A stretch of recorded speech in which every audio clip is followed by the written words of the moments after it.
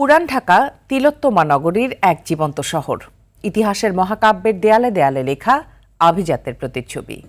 সরু গলি, পুরনো ইটের দেয়াল আর ভাঙা খিলানের ভেতর আজও লুকিয়ে আছে শতাব্দীর গল্প। যত্নহীনতা, মলিন বসতি, হারাতে বসা এসব স্মৃতির গল্প নিয়ে আজ প্রথম পর্বে থাকছে বুড়িগঙ্গার কোল ঘেঁষা আর নদীপথের বাণিজ্যের স্মৃতি বুকে নিয়ে দাঁড়িয়ে থাকা লক্ষ্মী ভিলার গল্প। শতবর্ষী ভবনের বাস্তবতার ছোট্ট নথি থাকছে শাকিলা করিমের প্রতিবেদনে। ছবি তুলেছেন নাজমুল হাসান সাইমন।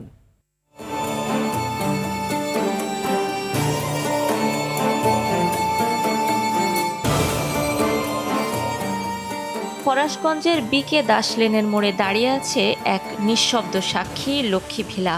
শত বছরের পুরনো এই বাড়ি শুধু একটি স্থাপনা নয়, এক সময়ের সমৃদ্ধি, এক শতাব্দীরও বেশি পুরনো একটি স্থাপনা যা সময়ের বহু পরিবর্তনের সাক্ষী।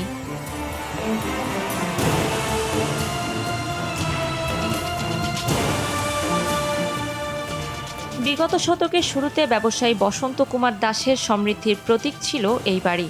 ইট, শাঁখ আর কাপড়ের ব্যবসায় অর্জিত সাফল্য যেন ভবনের প্রতিটি ইটে গাঁথা ছিল। দেয়ালগুলোতে ছিল জীবনের উচ্ছ্বাস, ছিল ব্যস্ততার শব্দ।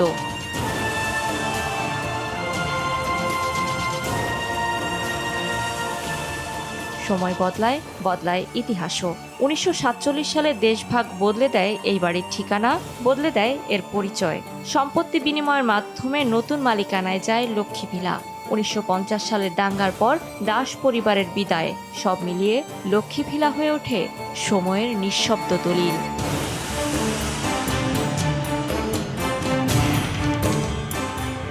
সময় কেটেছে অবহেলায়। হেরিটেজের অংশ হিসেবে বাড়িটির সামনের অংশ মেরামত করা হলেও পেছনের অংশের দৃশ্যে এখনও দেয়ালে ফাটল, ক্ষয়ে যাওয়া কাঠামো আর নিঃশব্দ ভাঙনের চিহ্ন স্পষ্ট।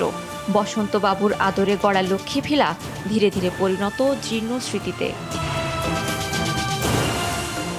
এক সময় এটা ব্যাংকে জনতা ব্যাংকে ভাড়া দেওয়া হয়েছিল নিচতলাটা। ব্যারিস্টার আজমুল হোসেন কিউসি বর্তমানে ওনাদের ভোগ করতেছে, ওনাদের বাসা।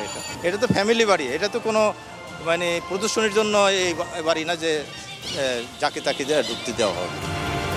পুরো ভবন এখনও অনিশ্চয়তার মধ্যে। সামনের অংশ বন্ধ, পেছনের অংশে সীমিত কিছু পরিবারের বসবাস। এভাবেই কোনোভাবে টিকে আছে লক্ষ্মী ভিলা।